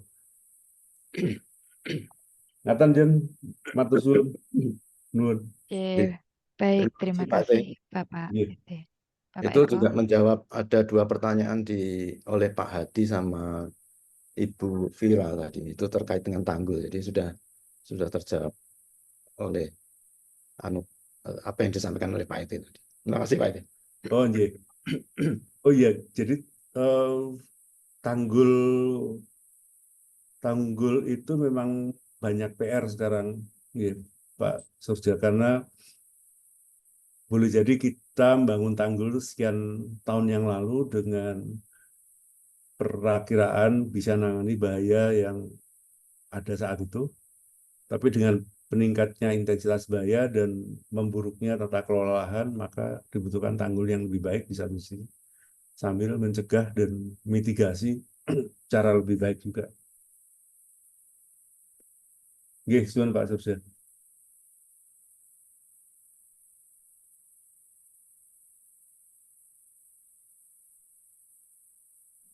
Oke, baik, terima kasih Pak Eko Teguh Paripurno nggih, atas masukannya dan ajakannya nggih, untuk bersama-sama untuk kita bergandengan tangan agar kita bisa melakukan sebuah sosialisasi nggih, atau melibatkan beberapa komunitas-komunitas yang penting dalam masyarakat nggih, dengan upaya adalah mengurangi tingkat risiko bencana yang ada di tempat kita ini.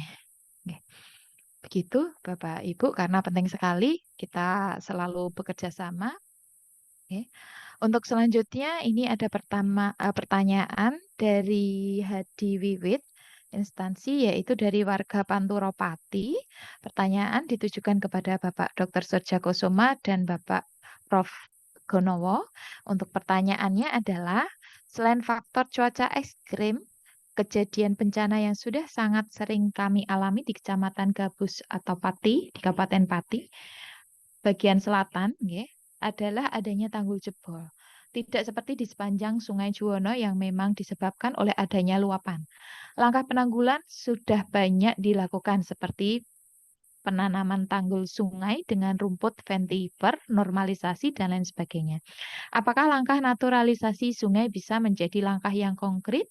Mengingat untuk sungai-sungai di wilayah desa biasanya peran Pemdes ini cukup dominan. Monggo kepada Prof. Genowo ataupun Pak Baik. Surja.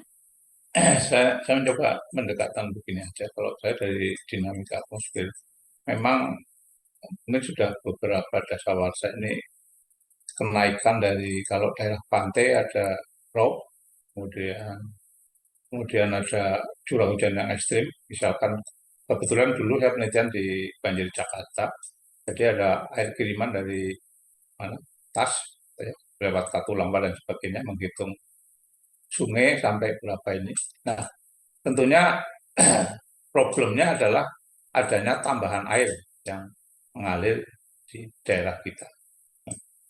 Terutama yang dilakukan oleh ini adalah ya sudah cukup tepat, tapi pada saat ada volume yang mungkin lebih banyak karena efek tadi ya, perubahan iklim ini akan menambah masukan air, debit air ke daerah. Nah, tentunya ini, jadi apakah ini dengan normalisasi tentunya salah satunya. Tapi bagaimana sebetulnya kita memindahkan air itu supaya tidak menjadi air genangan, itu aja saya kira. Nah, itu yang harus perlu apakah mengalirkan air kemana atau bagaimana. Itu yang mungkin harus kita sama-sama duduk bersama, baik semua yang berperan, ya, masyarakat dan sebagainya. Anda dapat mengisi presensi pada link untuk memikirkan itu, karena kita lihat bahwa contoh mungkin kondisi La Nina dan El Nino itu sudah perioditas, tapi pada saat ada siklon yang dulu di Jogja juga sama menimbulkan curah hujan dan banjir yang sangat lebar dan sebagainya, itu ya harus diantisipasi di awal. Bagaimana kita kalau misalkan sungai tidak tambah tapi airnya yang tambah, itu yang harus dipikirkan. Apakah harus menambah sudatan kalau dulu di Jakarta menambah sudatan sehingga dialirkan merata ke seluruh ini atau ada penambahan embung-embung biasanya ya untuk ini. Nah, yang kemudian terintegrasi bagaimana mengeluarkan air yang memang sebetulnya kalau secara ini ada menjadi rezeki, tapi bagaimana air itu bermanfaat, bukan menjadi sesuatu yang malapetaka. Itu yang harus kita pikirkan bersama. Dan tiap tahun pada hal-hal tertentu, bulan-bulan yang sudah bisa dipastikan, hal itu akan terjadi terus. Ya. Saya kira pada saat awal-awal sebelum terjadi, kita harus betul-betul antisipasi. Saya percaya dengan Pak Eko tadi dari UPN, ini bahwa ini memang harus duduk bersama bagaimana kita menghadapi perubahan iklim yang sudah terjadi. Begitu. Saya kira itu yang bisa kami urun rembuk aja dari kami di pendidikan. Begitu Pak Lita. Monggo Pak. Pak Hadi, ini merupakan pilihan Pak Hadi.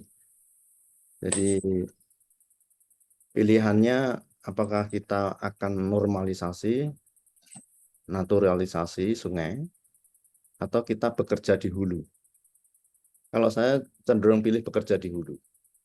Karena kalau dinormalisasi, dinaturalisasi di daerah gabus itu ya nanti akan terusan seperti itu, jadi tidak menyelesaikan masalah saya pikir. Tapi kalau saya lebih pilih ke kita garap di hulunya ya dengan pola tanam tertentu, pengganti tanaman, kemudian tidak boleh ya penebangan ataupun mendirikan bangunan yang lainnya, itu saya kira lebih efektif nanti untuk jangka panjang. Memang tidak bisa langsung kita nanam hari ini kemudian musim hujan tahun depan kita tidak banjir, itu tidak bisa. Ini untuk jangka panjang tetapi lebih masif begitu daripada kalau normalisasi itu perlu banyak biaya dan belum tentu efektif karena kita tidak tahu di hulunya bagaimana itu.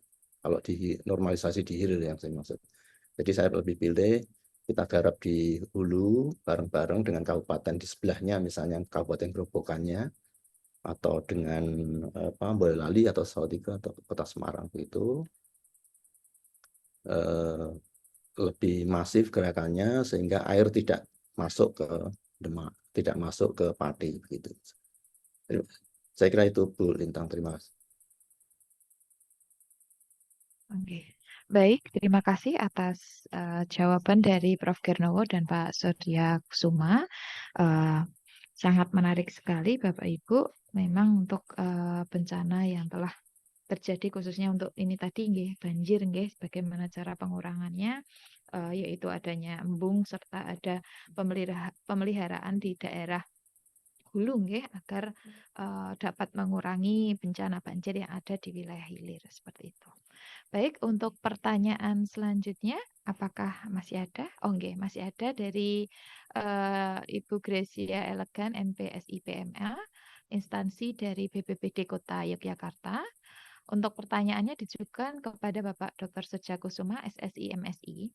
Pertanyaannya adalah, bagaimana model ideal manajemen risiko bencana yang ideal berbasis smart governance yang menekankan kolaboratif proses yang sesuai dengan kondisi sosiokultural masyarakat Indonesia?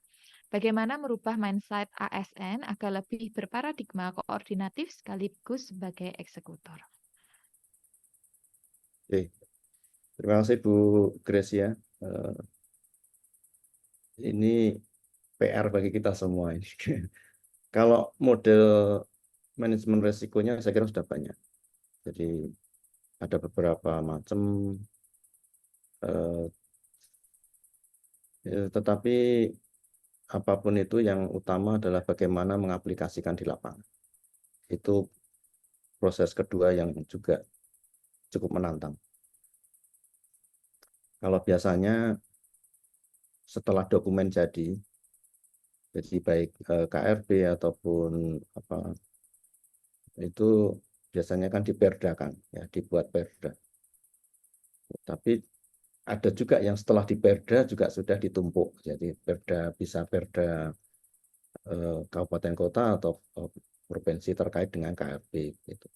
Tapi ada juga yang setelah perda juga ditumpuk, tidak ada komitmen untuk melakukan itu.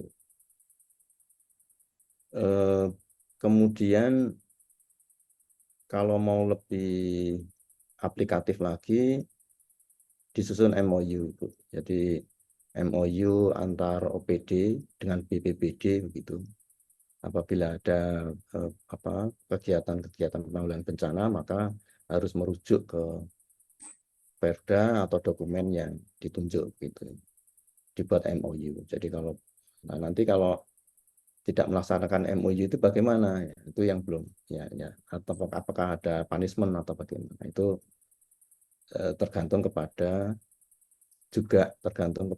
pimpinan atau kepala daerah. Ada komitmen enggak untuk mendukung MOU tersebut begitu. Jadi tahapannya kalau saya seperti itu, dibuat perda, kemudian dibuat MOU, kemudian yang terakhir ya komitmen dari pimpinan kepala daerahnya. Kalau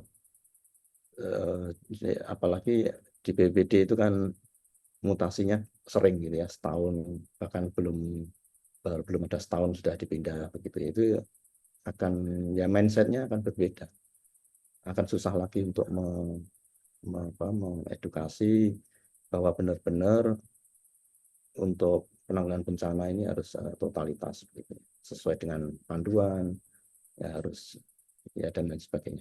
Kemudian kalau di November nanti kan ada pilkada ya, Oktober atau November nanti pemilihan kepala daerah. Nah, mungkin dari situ kita bisa tahu apakah ada visi misi untuk penanggulangan bencana gitu.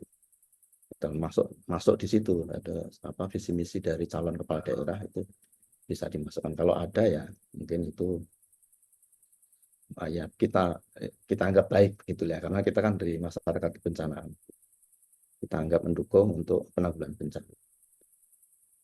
Saya kira itu Ibu Gresia. Jadi biasanya memang diperdakan, di MOU-kan, kemudian yang harus dilaksanakan. Kalau itu sudah mentok, tidak mengubah mindset ya mau bagaimana lagi, wong kita di luar, bukan dari bagian dari pemerintahan begitu. Terima kasih. Baik, terima kasih Pak Sorja, dan terima kasih kepada Ibu Gresia yang telah memberikan pertanyaan. Untuk pertanyaan selanjutnya, apakah masih ada, panitia? Baik, ini dari Encarlo dari Universitas Bung Hatta. Pertanyaannya ditujukan kepada Prof. Gernowo. Untuk pertanyaannya adalah sejauh mana pengaruh El Nina dan El Nino terhadap banjir jalur Pantura? Bagaimana mitigasi yang harus dilakukan? Dan pertanyaan yang ditujukan kepada Bapak Sorja adalah bagaimana perkembangan FPTPRB untuk ke depan? Menikmati pertanyaan. Baik, Pak Encarlo. Jadi sebetulnya El Nino dan La Nina itu adalah periodisitas yang memang bisa dilihat adalah setiap ini terjadi. Yang tadinya kalau La Nina tentunya kita pertumbuhan awan konvektif di Indonesia akan besar. Kalau El Nino kita kekeringan. Kalau tadi sudah saya ini. Dan ini biasanya memang menjadi mitigasi juga bagi BMKG untuk harus hati-hati karena ada pertumbuhan awan konvektif yang cukup besar. Tapi selama ini memang paling berpengaruh tadi adalah kalau hampir semua variabel yang menunjukkan menjadi pemicu awan konvektif terjadi bersama-sama, itu yang akan menjadi ini. Misalkan sekarang ya, kalau kita lihat La Nina masih atau El Nino moderat lemah, La Nina lemah. Tapi di Demak terjadi curah hujan ekstrim yang kemarin adalah tadi ada siklon, kemudian ada pengaruh MCO. Ya. Jadi itu yang masih harus betul-betul ini adalah pengaruhnya apa aja yang sedang terjadi. Ya. Memang untuk siklon akan terlihat ya, untuk pada saat masih menjadi tekanan rendah tropis sudah ini. Kita harus mengikuti terus misalnya ya dari data apakah membesar dan sebagainya. Itu yang harus diantisipasi. tadi kembali ke ini bahwa memang daerah tropis ini adalah daerah yang rawan terjadi hujan lebat dan hujan ekstrim karena jenis awan kita adalah awan CP yang ada di tropis. Di tempat-tempat lain mungkin karena seperti itu. Ya. Jadi itu yang harus menjadi apa rujukan kita untuk early warning system sebetulnya, bahwa kejadian-kejadian dari itu kalau memang bersama-sama dan itu positif jelas akan menyebabkan tadi pertumbuhan awan konvektif yang sangat ekstrim yang tentunya akan menjadi curah hujan lebat dan ekstrim itu. Jadi itu yang bisa ini salah satu variabel yaitu El Nino dan La Nina itu dari apa untuk regional dan global. Ya. Untuk lokal ada IOD dan sebagainya, dan kemudian ada gelombang dan sebagainya itu yang memang harus kita lihat kalau kita bicara ekstrim. Gitu, Pak Carlo. Monggo Bu Lintang yang bicara. Ya, Pak Carlo, untuk TPRB sebagai informasi ya Bapak Ibu yang ada di Zoom ini, FPTPRB itu Forum Perguruan Tinggi untuk Pengurangan Risiko Bencana. Jadi kumpulan dari pusat studi, LPPM, dari universitas di Indonesia itu membentuk forum, ini namanya Forum Perguruan Tinggi untuk Pengurangan Risiko Bencana. Jadi kebetulan saya sekjennya kan dan Pak E.T. Paripurno itu ke koordinator atau ketuanya, gitu ya, ketua FPTPRB. Nanti Pak Carlo tanggal 22 April Pak Carlo kita akan kumpul di Bandung. Ya, undangan nanti saya kirimkan ke Pak Carlo. Terima kasih. Baik, terima kasih Pak Surya dan Pak Siap. Gerno.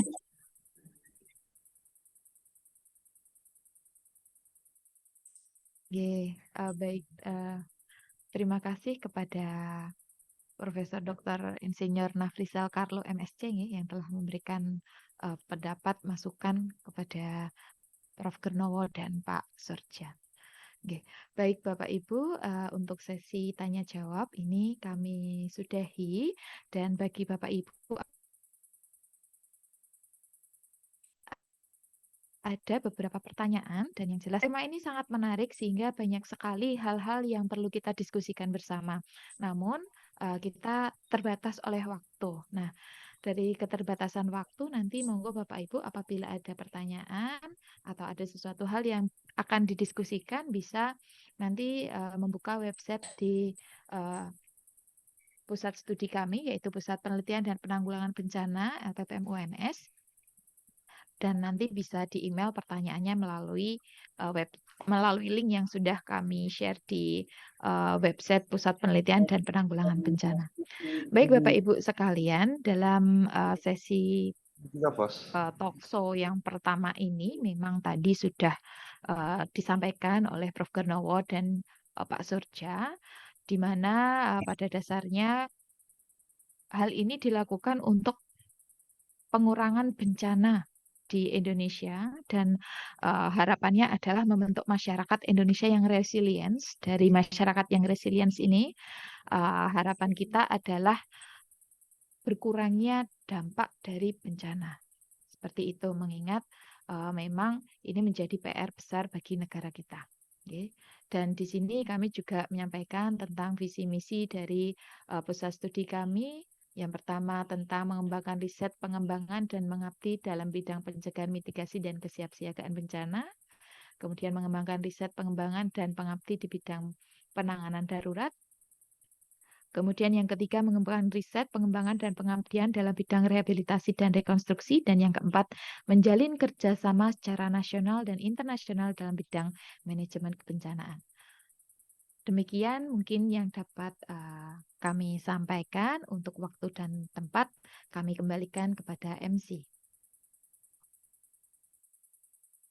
Baik, terima kasih kepada Ibu Lintang Ronggowulan SPD MPD telah memandu diskusi acara kegiatan Talkshow Seri 1 hari ini. Terima kasih kepada Bapak Ibu sekalian, narasumber, moderator, beserta-peserta yang ada di kegiatan hari ini yang telah mengikuti acara dari awal sampai akhir. Semoga dari acara ini kita dapat memetik ilmu yang dapat dimanfaatkan dan diimplementasikan dalam kehidupan sehari-hari dengan secara sebaik-baiknya. Saya mewakili panitia yang bertugas, mohon maaf atas salah kata dan perbuatan. Akhir kata, terima kasih dan wassalamualaikum warahmatullahi wabarakatuh. Waalaikumsalam. Waalaikumsalam. Warahmatullahi wabarakatuh. Saya mohon pamit Bapak Ibu.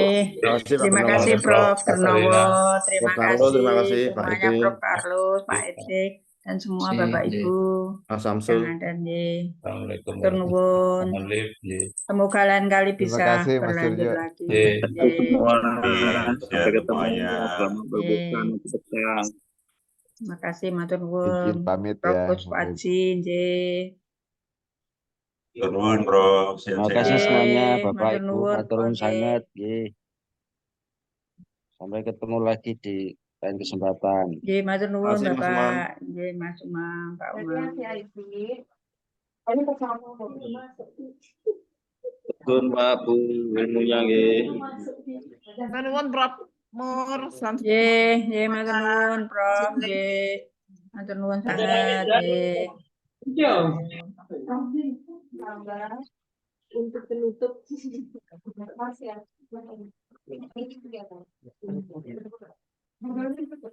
Kasih Bu.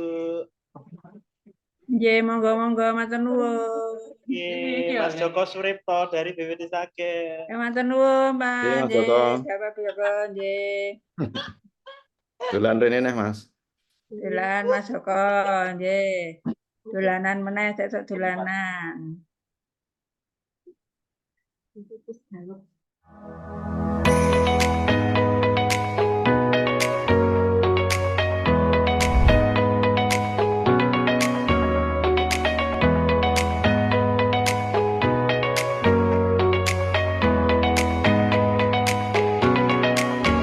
Pusat Studi Bencana merupakan salah satu pusat studi di lingkungan Lembaga Penelitian dan Pengabdian pada Masyarakat atau LPPM Universitas 11 Maret yang bergerak di bidang penelitian, pendidikan, dan pengabdian kepada masyarakat bidang kebencanaan. Kajian yang dilaksanakan Pusat Studi Bencana bersifat multidisiplin dan berperan serta dalam mengembangkan pendapat, ide, dan gagasan terkait manajemen kebencanaan untuk pembangunan nasional. Pergrup Pusat Studi Bencana terdiri dari para ahli berbagai bidang ilmu yang terkait kebencanaan di lingkungan Universitas 11 Maret.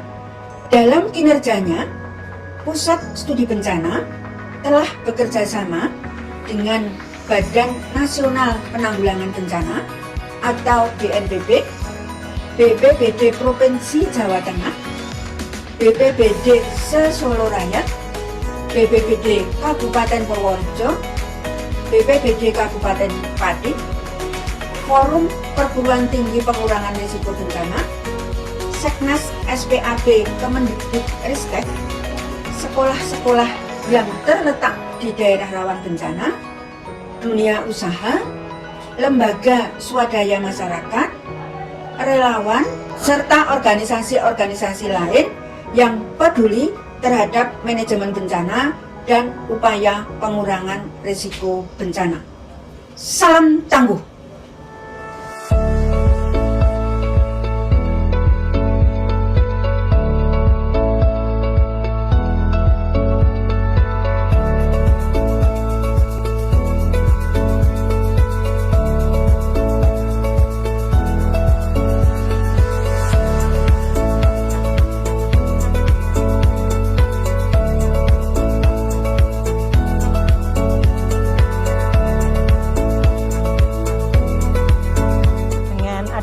kegiatan pelatihan SPAB di sekolah kami sangat terbantukan sehingga kami dan anak-anak didik kami bisa melaksanakan usaha penyelamatan diri jika terjadi Gunung Merapi meletus, sehingga kami juga bisa melakukan tindakan yang tepat bagaimana kami dalam menyelamatkan diri. Kami sangat mengapresiasi dan berbangga hati dengan inisiatif yang dilaksanakan oleh Pusat Studi Bencana UNS untuk menyelenggarakan pelatihan fasilitator ini. Kami berharap dengan banyaknya fasilitator daerah, penyelenggaraan SPAB di daerah itu semakin meningkat. Nah, termasuk sekarang yang dilaksanakan di SDN 2 Tegalele, mudah-mudahan bisa jadi contoh bagi sekolah-sekolah yang lain yang berada di Boyolali maupun di daerah lain yang punya karakteristik bencana serupa, yaitu erupsi Gunung Berapi.